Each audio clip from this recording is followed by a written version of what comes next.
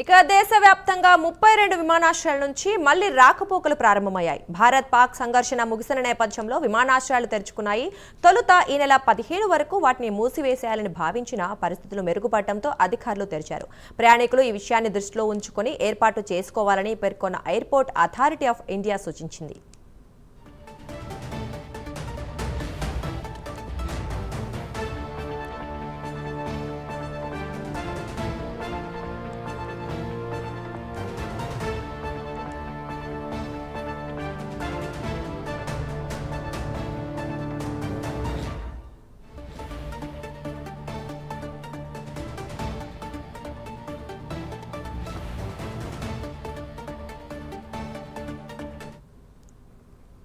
దేశవ్యాప్తంగా 32 విమానాశ్రయాల నుంచి మళ్లీ రాకపోకలు ప్రారంభమయ్యాయి. భారత్-పాక్ సంఘర్షణ ముగిసిన నేపథ్యంలో విమానాశ్రయాలు తెరుచుకున్నాయి.